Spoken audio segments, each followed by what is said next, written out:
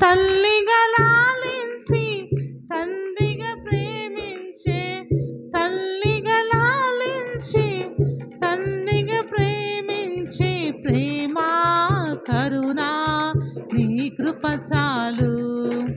ప్రేమ కరుణ నీ కృప చాలు. చాలునయా చాలునయా నీ కృప నాకు చాలునయా, నీ కృప నాకు చాలునయా. జిగటగల ఊబిలో పడియుండగా నా అడుగులు స్థిరపరచి నిలిపితివయ్యా. జిగటగల ఊబిలో పడియుండగా నా అడుగులు స్థిరపరచి నిలిపితివయ్యా. హిస్సోపుతో నన్ను కడుగుము యేసయ్యా, హిమము కంటెను తెల్లగా మార్చయ్యా. నీకేమి చెల్లింతు నా మంచి మెస్సయ్యా, నా జీవితమంతా అర్పింతు నీకయ్యా. ప్రేమ కరుణ నీ కృప చాలు. ప్రేమ కరుణ నీ కృప చాలు. చాలునయా చాలునయా నీ కృప నాకు చాలునయా, నీ కృప నాకు చాలునయా. బంధువులు స్నేహితులు రోసేసిన, తల్లిదండ్రులే నన్ను వెలివేసిన, బంధువులు స్నేహితులు తోసేసిన, తల్లిదండ్రులే నన్ను వెలివేసిన, నన్ను నీవు విడువను లేదయ్యా.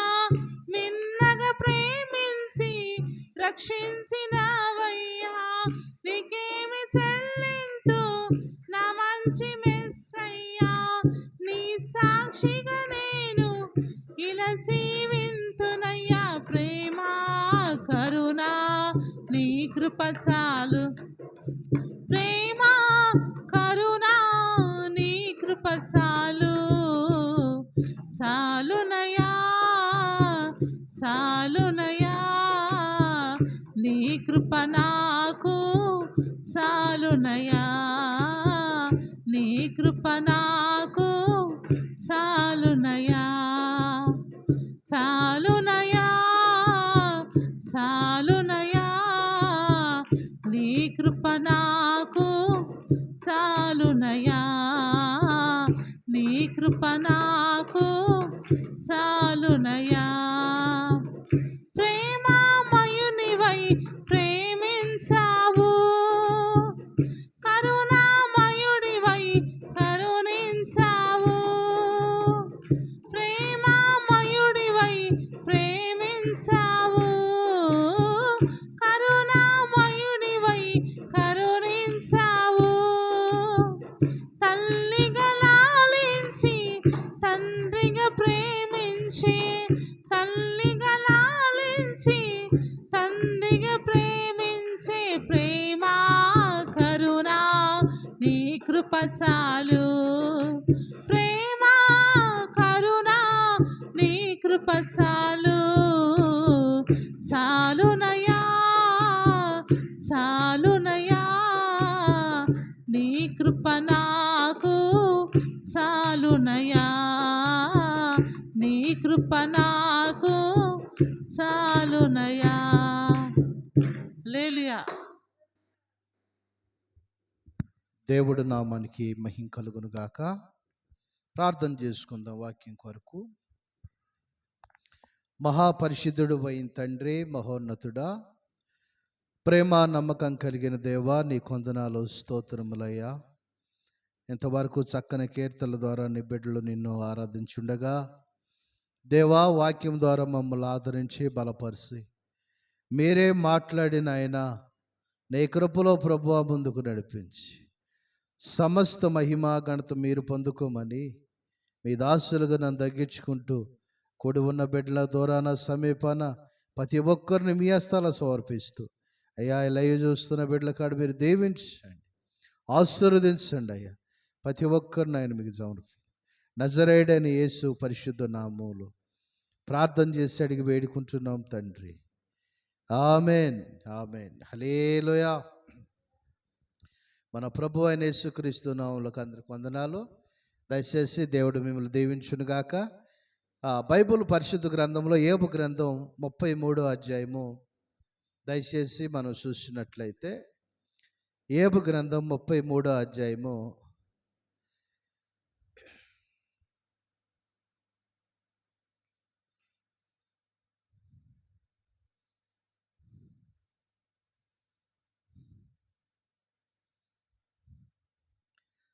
చదవాలి దయచేసి. యోబు గ్రంథం 33వ అధ్యాయము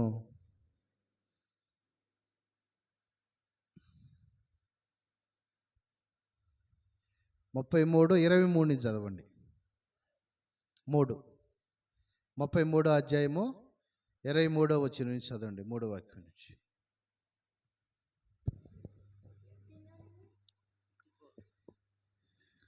నరులకు యుక్తమైనది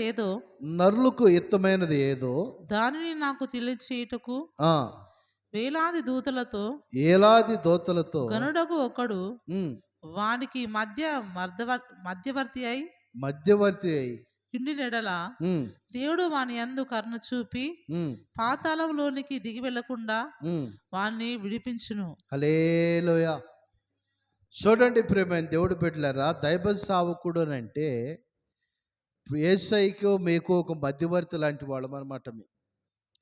ఈ మధ్యవర్తి ఏం చేస్తాడంటే ప్రార్థన చేస్తాడు. మీ సమస్యలు ఏమైనా, మీ ఇబ్బందులు ఏమైనా, మీకు ఏమున్నా కానీ ఏం చేస్తాడంటే ప్రభు సన్నిధానంలో ఎత్తిపట్టి ప్రార్థన చేస్తూ ఉంటాడు.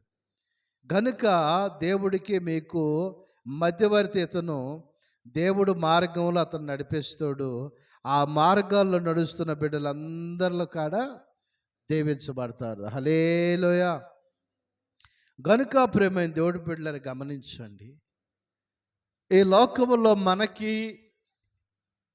ఎవరన్నా మధ్యవర్తులు ఉండారనుకో, ఏదన్నా విషయాల్లో మాట్లాడేదానికి మనం అంటూ ఉంటాం కదా, ఇదిగో మనకు మధ్యలో ఒక అతను ఉండడు, ఆయన మాట్లాడతాడు, మీరు తొందరపడద్దు అని అంటాం. అవునా కదా? మనకు మధ్యలో ఒక వ్యక్తి ఉన్నాడు, ఈ విషయాల్లో మీరు మనిషికి మాట్లాడొద్దు, ఆయన మాట్లాడతాడు కదా, తొందరపడద్దు మనం అంటాం. అలాగే మనకాడ మధ్యవర్తి ఒక ఆయన ఉండడు. ఎవరి మధ్యవర్తు? ఎవరు ఈయనంటే ప్రభువు అయిన యేసుక్రీస్తు తండ్రికి మనకు మధ్యన ఉండాడు. హల్లెలూయా.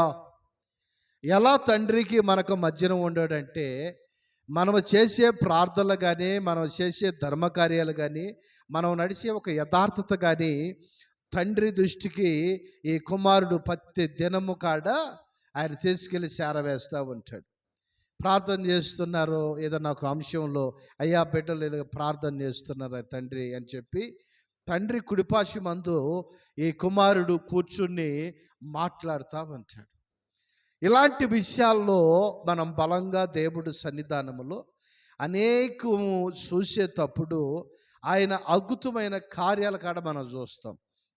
దయచేసి యెషయా గ్రంథం 2వ అధ్యాయము తేండి. బైబిల్ పరిశుద్ధ గ్రంథం యెషయా గ్రంథము 2వ అధ్యాయము 4వ వచనం నుంచి మనం చదివినట్లయితే కొన్ని విషయాలు ఇక్కడ రాయబడినాయి. ఏమని రాయబడినాయో మనం జాగ్రత్తగా చదువుదాం. యెషయా గ్రంథం 2వ అధ్యాయము 4వ వచనం నుంచి మనం చదివినట్లయితే చక్కని మాటలు రాయబడి, జాగ్రత్త చదవండి. 2:4 నుంచి.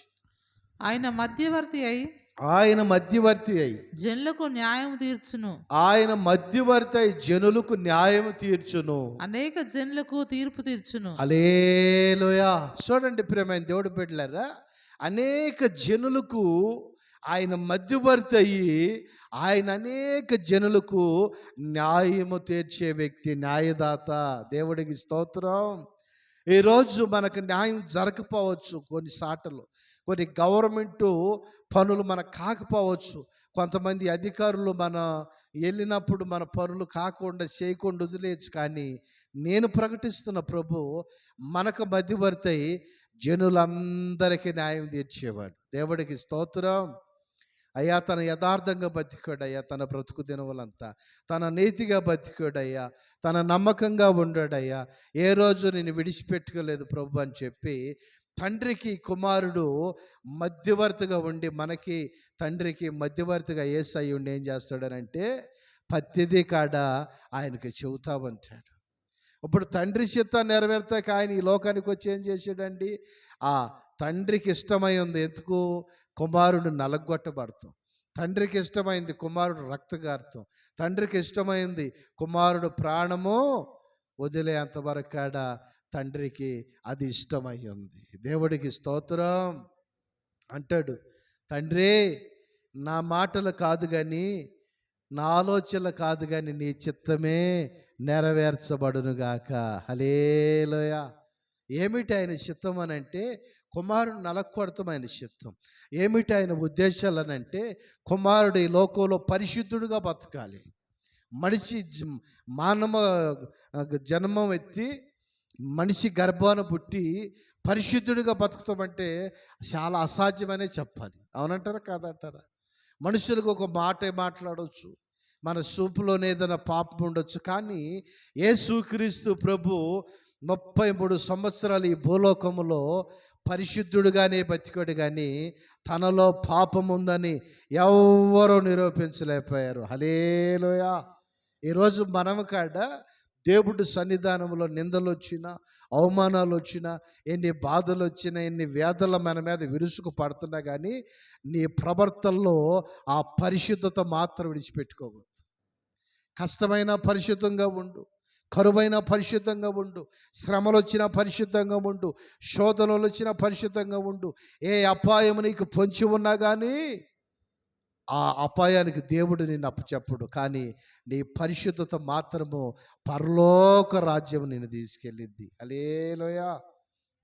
గనుక ప్రేమైన దేవుడు బిడ్డలారా, మనం పరిశుద్ధంగా ఉండి ఆయన సన్నిధానములో ఆయన రాజ్యానికి వెళ్ళేంతవరకు కాడ మనం చేసే ప్రతి పని కాడ అది పరిశుద్ధంగానే ఉండాలి. చాలామంది నా ఫ్రెండ్స్ అంటూ ఉంటారు, నా స్నేహితులు, ఎరా ఒకప్పుడు మాతో పాటు నువ్వు కాడ ముందు అయినోడివి, మరి ఎలాగ మారబడ్డావో ఏమో కానీ మంచిగా ఉండవు, ఈరోజు చక్కగా పరిశుద్ధంగా జీవిస్తున్నావు, లోకంలో ఏ అలవాటు లేకోకుండా ఇంత శుభ్రంగా మేము కాడ బతకాలని మాకు ఆశ అయితే ఉంది, కానీ మేము రాలేకపోతున్నాం. చూడండి ప్రేమైన దేవుడు బిడ్డలారా, నీతిగా బతకాలంటే కష్టమే, నిజాయితీగా బతకాలంటే కష్టమే, కానీ ఆ నీతి నిజాయితీలో ఉన్న ఒక సంతోషము తరతరాల ఉండే సంతోషం. హల్లెలూయా. తరతరాలు యుగ యుగాల కాడ ఆ నీతిలో ఉన్న ఒక సంతోషము ఎప్పుడు ఎవ్వరూ మన దాన్ని వేరు చేయలేరు. ఆనందం ఏరుగుండేది నీతిలో ఉన్నప్పుడు, యథార్థంగా ఉన్నప్పుడు సంతోషం ఏరుగుండేది. చాలామంది చూడండి, ఏదైనా పొరపాటు మాట్లాడితే ఆ మనిషి ఎదుట మాట్లాడాలంటే మాట్లాడలేరు. ఎందుకనంటే తన పొరపాటు మాట్లాడాడు, ఏం మాట్లాడగలుగుతాడు అంటే అవతల వ్యక్తి నీతిమంతుడు అయి ఉంటాడు. హల్లెలూయా. గనుక ప్రేమైన దేవుడు బిడ్డలారా, ఎబ్రీ పత్రిక 8వ అధ్యాయము దయచేసి చూద్దాం. ఎబ్రీ పత్రిక 8వ అధ్యాయము 6వ వచనం కాడ మనం చదివినట్లయితే ప్రభు ఏం చెబుతున్నాడు ఇక్కడ కాడ కొన్ని మాటలు మనం జాగ్రత్తగా పరిశోధిద్దాం. బైబిల్ పరిశుద్ధ గ్రంథములో లేఖన పురుషుడు కనుక ఆయన పరిశుద్ధమైన మాటలకు మాత్రమే మనం సమయం ఇద్దాం. హల్లెలూయా. చదవండి. ఎబ్రీ పత్రిక 8వ అధ్యాయము 6వ వచనం చదవండి. 8:6.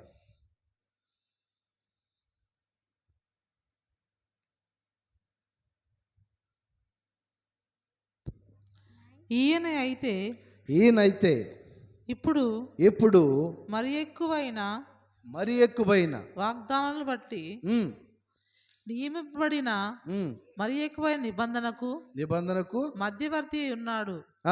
గనుక మరి శ్రేష్టమైన సేవకత్వము పొంది ఉన్నాడు. ఏలియనగా ఏలయనగా ఆ మొదటి నిబంధన ఆ మొదట నిబంధనలో లోపము లేనిదైతే ఉమ్, రెండవ దానికి ఉమ్, అవకాశం ఉండనేరదు. హల్లెలూయా. ఇక్కడ గమనించండి, ఒక నిబంధన యేసయ్యలో నడుస్తూ మనం నీతిగా ప్రారంభించబడ్డాం. ఇక మళ్ళా రెండోసారి ఇక నువ్వు నీతిమంతుడు అని చెప్పాల్సిన అవసరం లేదు. ఎందుకంటే ఆల్రెడీ నీ అడుగులు పరిశుద్ధమై పడుతున్నాయి. నీ అడుగులు పరిశుద్ధమైన తోవలో నడుస్తుంది. నీ ప్రవర్తన, నీ మాట, నీ శైలు ప్రతిదీ కాడ ఒక పరిశుద్ధంగా మనం నడిపించబడతా ఉన్నాం. ఈ పరిశుద్ధతలో ఎన్ని శ్రమలు, ఎన్ని ఇబ్బందులు, ఎన్ని శోధనలు వచ్చినా కానీ నీ ప్రవర్తన విషయంలో ఈ నిబంధన పరిశుద్ధమైనదైతే మరలా ఇంకో నిబంధన అవసరం లేదు. చూడండి ప్రియమైన దేవుడు బిడ్డలారా, ఈరోజు ఈ లోకములో ఎన్నో మనం చూస్తాం, రంగులు, ఎన్నో విషయాల్లో ఎంతో ప్రకృతి ఎంతో అందంగా. కానీ ఏ మనిషి అయినా, ఏ జీవైనా ఈ సృష్టిలో గతించేదే కానీ స్థిరమైనది మాత్రం ఒకటి లేదు. Praise lord. స్థిరమైనది ఏదైనా ఉందనంటే అది నేను ప్రకటిస్తున్న ప్రభు ఒక జీవగ్రంథం మాత్రమే. దేవుడికి స్తోత్రం. ఈ జీవగ్రంథం ఎలాంటిది అని అంటే మనిషిని నడిపించిద్ది, మనిషిని ఆదరించిద్ది, మనిషిని పైకి లేపిద్ది, మనిషిని మనిషిగా బతికేదానికి కృప చూపించింది. ఎలా కృప చూపించింది అని అంటే ఏ స్వార్థమో లేకపోకుండా. చెప్పాలి, ఎలాగూ ఏ స్వార్థము లేకపోకుండా. అనేకులు చూస్తూ ఉంటారు మన విషయంలో. అనేకులు ఏమిటి వీళ్ళు ఇంత పరిశుద్ధంగాను, మరీ ఇంత జాగ్రత్తగాను, ఇంత నీతిగా బతికితే లోకంలో బతుకుండిద్దా, మరీ ఇంత నిజాయితీగా అంటే ఇబ్బంది అమ్మ, కష్టం, చాలా కష్టం. నాతో పాటు నాకు తెలిసిన వాళ్ళు కొంతమంది అంటారు, అరే రే నీ అంత నీతిగా బతకండి మాతో కాదురా, మీ అంత నీతిగా మేము బతకలేము. ఎందుకనంటే మేము ఏదన్నా ఒక పొరపాటు చేస్తూనే ఉంటాం, కానీ అంత నీతిగా బతకాలంటే మాతో కాదయ్యా. అంత ప్రార్థన చేసి దేవుడికి నమ్మకంగా ఉండి ఆదివారం మందిరానికి వెళ్ళి ఆయన సన్నిధిలో ప్రతి నెల శరీరాన్ని తీసుకుని వాక్యాసారమైన జీవితం అని అంటే మాతో కష్టమే. Praise Lord. చూడండి ప్రియమైన దేవుడి బిడ్డలారా, కొంతకాలం ఈ లోకంలో మనం కష్టపడినా ఒక దినాన పరలోక రాజ్యంలో సంతోషముతో, ఆనందముతో ఈ ఆత్మ యుగ యుగాల దేవుడు మహిమలో మనం నిలబడతాం. Praise Lord. కనుక మనం గమనించాల్సిన విషయం ఏంటంటే దేవుడు నా వైపు చూస్తున్నాడు. చెప్పాలి, దేవుడు నా వైపు చూస్తున్నాడు. ఈరోజు నేను పని చేస్తున్నా, నా యజమాని పని చేయమని నాకు చెప్పాడు, ఆ బాధ్యత నా మీద పెట్టాడు. ఆయన లేడు, ఆయన లేనప్పుడు నేను ఆ పని ఎట్ట చేస్తే ఏమైంది అని అనుకోవద్దు. ఆ పని బాధ్యతగా ఆయన ఉన్నప్పుడు కంటే లేనప్పుడే చాలా జాగ్రత్తగా చేయాలి. ఎందుకంటే నిన్ను నమ్మాడు, నిన్ను నమ్మి ఆ పని నీకు ఇచ్చాడు. నేను నమ్మి ఆ పని నీకు ఇచ్చినప్పుడు ఆ పనిని నువ్వు నమ్మకంగా నెరవేర్చే వ్యక్తివై ఉండాలి. దేవుడికి స్తోత్రం. గనుక ప్రేమైన దేవుడు బిడ్డలారా, దేవుడు సన్నిధానములో మనకు ఒక పని ఇచ్చినప్పుడు, దేవుడు ఒక పరిచర్య ఇచ్చినప్పుడు, ఒక ఉద్యోగాన్ని ఇచ్చినప్పుడు, ఒక వ్యాపారాన్ని ఇచ్చినప్పుడు, ఒక బిడ్డనిచ్చినప్పుడు, ఒక భార్యని ఇచ్చినప్పుడు, మనకు ఇచ్చిన ప్రతిదీ దాన్ని కాపాడుకునే విధానంలో ఉండింది. ఎలా నువ్వు కాపాడుకుంటున్నావు? ఇష్టారాజ్యంగా కాపాడుకుంటున్నావా? దేవుడికి ఇష్టమైనట్టుగా జీవిస్తున్నావా? నీకు ఇష్టమైనట్టుగా నువ్వు జీవిస్తున్నావా? దేవుడికి నమ్మకంగా ఉంటున్నావా, లేదా మనుషులకి నువ్వు నమ్మకంగా ఉంటున్నావా? Praise lord. చెప్పాలి, ఎవరికి మనం నమ్మకం ఉండాల్సి? దేవుడికి మాత్రం మనం నమ్మకంగా ఉండాలి. ఎందుకనంటే ఆయన పరిశుద్ధుడు. ఆయన ప్రతి విషయంలో కాడ ఆయన కన్నులు పరలోకం మీద, నరలోకం మీద తన కనుదృష్టి సంచారం చేస్తుంది. ఆయన శిలువలో ప్రాణం వదిలినప్పుడు భూమిని మొదలుకొని ఆకాశములో ఒక తెర నిలువుగా పగిలిపోయింది అని బైబిల్లో వాక్యం రాయబడింది. బద్దలైంది. ఎందుకనంటే ఆ తెర దాటి లోపలికి వెళ్ళేదానికి లేదు. ఇప్పుడైతే చక్కగా మనం వెళ్ళచ్చు. ఎందుకనంటే ఆయన పరిశుద్ధమైన రక్తం ద్వారా కడగబడ్డాం కనుక. దేవుడికి స్తోత్రం. గనుక ప్రేమైన దేవుడు బిడ్డలారా, ఆయన మనకిచ్చిన ప్రతిదీ కాడ మనము జాగ్రత్తగా, భద్రంగా గుర్తు ఎరిగి ఆయన విషయంలో మనం చాలా జాగ్రత్తగా చక్కగా ముందుకు నడవాలి. ఈరోజు దేవుడు ఒక శరీరం కదా. మొదటి కొరింథీ పత్రిక మనం చదివినట్లయితే కొరింథీ పత్రికలో ఏమనుంది? దేవుడు శరీరం ఎలా మనం తీసుకోవాలి, ఆయన రక్తం ఎలా తీసుకోవాలి, ఎలా మనల్ని పరిశోధించుకోవాలి, ఒకవేళ లెక్కలేని తరంగా తీసుకుంటే ఏమైద్ది, ఇష్టారాజ్యంగా తీసుకుంటే ఏమైద్ది, ఏదో నేను తీసుకోవాలని తీసుకుంటే ఏమైద్ది, లేదు పరిశుద్ధంగా దేవుడి వాక్యానికి లోబడి తీసుకుంటే ఏమైద్ది. ఈరోజు కొంత మనం దాన్ని గమనిద్దాము. దయచేసి ఆ వాక్యం చదివినట్లయితే కొరింథీ పత్రిక చాలా జాగ్రత్తగా చాలా మాటలు అక్కడ ఉండి ఏమనంటే, దేవుడి శరీరము వాక్యాసారంగాను ప్రార్థనగాను ఒకవేళ ఏదన్నా ఎవరితోన్నా మనం గొడవ పడినప్పుడు వాళ్ళ దగ్గరికి వెళ్ళి సమాధాన పడొచ్చి అప్పుడు దేవుడి శరీరం రక్తం తీసుకోవాలి. అంతవరకు ఆయన శరీరం కానీ రక్తం కానీ తీసుకునేదానికి యోగ్యత లేదు. ఒకవేళ నేనే కావచ్చు, నేనైనా సరే మీకు ఇవ్వాలనంటే మీలో ఎవరినన్నా ఒక మాట అన్నా మీ చేతులు పట్టుకుని క్షమాపణ అడిగినప్పుడు అప్పుడు నేను వచ్చి ఇక్కడ వాక్యం చెప్పి అప్పుడు దాన్ని ఇవ్వాలి. లేదా అంతవరకు నేను కూడా దాన్ని ఇచ్చేదానికి అధికారం లేదు. హల్లెలూయా. ఇలాంటి క్రమశిక్షణ, ఇలాంటి ఖండితమైన వాక్యము చాలా తక్కువగా మనం చూస్తాం. కానీ ఈ ఖండితాన్ని బట్టి ఒకరోజు మనం దేవునికరమైన బాటలో నడుస్తాం. చదవండి అమ్మా. మొదటి కొరింథీ 11:23. నేను మీకు అప్పగించిన దానిని ప్రభు వలన పొంది తిని. నేను మీకు అప్పగించిన దాన్ని ప్రభు వలన పొంది తిని. ప్రభువైన యేసు తన అప్పగించబడిన రాత్రి ఒక రొట్టెను ఎత్తుకొని కృతజ్ఞతాస్తుతులు చెల్లించి దాన్ని విరిచి ఇది మీ కొరకైన నా శరీరము, ఇది మీ కొరకైన నా శరీరము, జ్ఞాపకం చేసుకుంటకై దీన్ని చేయడని చెప్పాను. దాన్ని జ్ఞాపకం చేసుకుంటకై దీన్ని చేయడని చెప్పాను. ఆ తర్వాత ఆ ప్రకారమే భోజనమైన పిమ్మట ఆయన పాత్రను ఎత్తుకుని ఈ పాత్ర నా రక్తం వలన కొత్త నిబంధన, ఈ పాత్ర నా రక్తమైన కొత్త నిబంధన, మీరు దీనిలోనిది త్రాగునప్పుడు జ్ఞాపకం చేసుకుంటకే దీన్ని చేయడం చెప్పాను. మీరు రొట్టెను తిని ఈ పాత్రలో తాగినప్పుడల్లా ప్రభు వచ్చే వరకు ఆయన మరణం ప్రచురించుదురు. కాబట్టి ఎవరు అయోగ్యంగా ప్రభు యొక్క రొట్టెను తినును లేక ఆయన పాత్రలను త్రాగును ప్రభు యొక్క శరీరం గురించి రక్తం గురించి అపరాధి అగును. కాబట్టి ప్రతి మనుషుడు తాను పరీక్షించుకుని అలాగూ చేసి ఆ రొట్టెను తిని ఆ పాత్రలను త్రాగవలెను. ప్రభు శరీరం వివేచింపక తిని త్రాగువాడు తన శిక్షావిధి కలటకే తిని త్రాగుచున్నాడు. ఏమో ఇక్కడ గమనించాలి. తన తింటున్నాడు, తాగుతున్నాడు, కానీ ఎలా తనకు శిక్ష ఇక్కడ గమనించాలి. చాలా మంది మార్పు లేని బిడ్డలు నేను చూస్తుంటా మంచానికి పరిమితం అవుతూ ఉంటారు. రోగాల చేత, బాధల చేత, జబ్బుల చేత. నేను అందుకే ఎవరికి పడితే వాళ్ళు బాప్టిజం ఇవ్వను.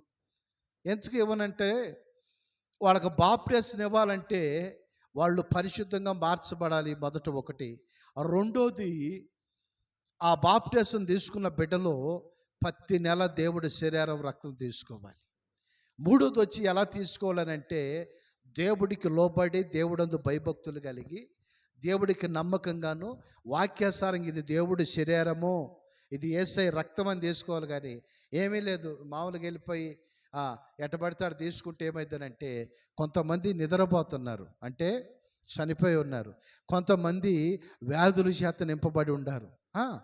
దాంట్లో రాయబడి ఉంది కొరింథీ పత్రికలో. కొంతమంది మొత్తబడి ఉన్నారు. చూడండి ప్రేమ దేవుడు బిడ్డలారా, ఎన్ని వివరణలు ఉన్నాయి. అయితే మనం ఎలా తీసుకోవాలంటే పరిశుద్ధంగా ప్రార్థన చేసుకుని వాక్యాసారంగా దేవుడికి నమ్మకంగా మనం తీసుకోవాలి. హల్లెలూయా. ఆయన శరీరం అంటే నోటి మాట కాదు, ఆయన రక్తం అంటే నోటిలో మాట కాదు. ఆయన రక్తం కానీ ఆయన శరీరం కానీ తీసుకునేవాడు ఎలా ఉండాలి? జాగ్రత్త కలిగి ఉండాలి. తను పరీక్షించుకోవాలి. అయ్యా నేను తీసుకుంటున్నాను, దేనికి ఏగున్నా అర్హుడినా, అయ్యా ఏదన్నా ఉంటే నన్ను క్షమించాయని లోబడే మనసు కలగాలి. గర్భంతో తీసుకోవడానికో కథమేక గర్భంతో తీసుకున్నాడు అనుకో, వాడు ఇష్టారాజ్యం తీసుకున్నాడు అనుకో, వాడు ఇష్టారాజ్యంగానే వెళ్తాడు. గనుక ప్రేమైన దేవుడు బిడ్డలారా, దేవుని శరీరము ఇంత పరిశుద్ధంగా చాలామంది వారం తీసుకుంటారు. కొన్ని మందిరాల్లో వారం ఇస్తారు. మరి ఇచ్చి ఆయన ఎలా ఎత్తాడో తీసుకున్న బిడ్డలు ఎలా తీసుకుంటారో నా ప్రభువుకు మాత్రమే తెలియాలి. కానీ నెలకొకసారి జాగ్రత్త కలిగి ఉండి ఇవ్వాలి. వీటి కొన్ని నిబంధనలు ఉండి, కొన్ని పద్ధతులు ఉండి, ఎలా పడితే అలా ఇచ్చేది కాదు, ఎలా పడితే అలా తీసుకునేది కాదు. చాలా అంటే చాలా. ఆయన శరీరం మన వద్దకు వచ్చినప్పుడు మనం పరీక్షించుకోవాలి. దేవా, ఏదన్నా పొరపాటు ఎక్కడన్నా మాట్లాడానేమో నన్ను క్షమించయ్యా. నా మాటను బట్టి నాయనా, నా చూపును బట్టి ప్రభువా, అయ్యా నాలో ప్రతి విషయాన్ని బట్టి ఏదన్నా కానీ లోపం అనేది ఉంటే నన్ను క్షమించని మనం ప్రార్థన చేసుకోవాలి. హల్లెలూయా. గనుక ప్రియమైన దేవుడు బిడ్డలారా, ఇంతవరకు దేవుడి సన్నిధిలో ఈ చక్కని వాక్యం దేవుడు దీవించి ఆశీర్వదించుగాక. వాక్యం కొరకు మన మధ్యనున్న దైవ సేవకురాలు ఆత్మీయతలు ప్రార్థన చేసేది. ఆ తర్వాత దేవుని ఒక శరీరం మనం తీసుకుందాం. పరిశుద్ధ ప్రేమగల తండ్రి, జీవాధిపతి, నీ స్తోత్రం చెల్లిస్తున్న ప్రభా, గడిచిన వారం వదులుకుని ఈ వారం వరకు ప్రభా నీ స్తోత్రం హస్తకృపల చేత సజీలుకులు కంచి వేసి మీరు కాపాడినందుకే నీ స్తోత్రం చెల్లిస్తున్నాను. ఇది నాన్న చూడక ఎందరో కాల గర్భులు గతించిపోయారు స్వామి. అయ్యా, మేము జీవిస్తున్నామంటే కేవలం నీ కృప నాయన. నీ కృప లేనిదే బ్రతకలేము నాయన. దేవాన్ని స్తోత్రం. ఒక మధ్యవర్తిగా ఉండి మాకు సహాయం చేసే దేవుడా, మాకు న్యాయం తీర్చే దేవాన్ని స్తోత్రం చెల్లిస్తున్నాను. నిజంగా ప్రభా, మాకోసం విజ్ఞాపన చేస్తున్న తండ్రి నీ స్తోత్రం నాయన. అయ్యా నీ స్తోత్రం.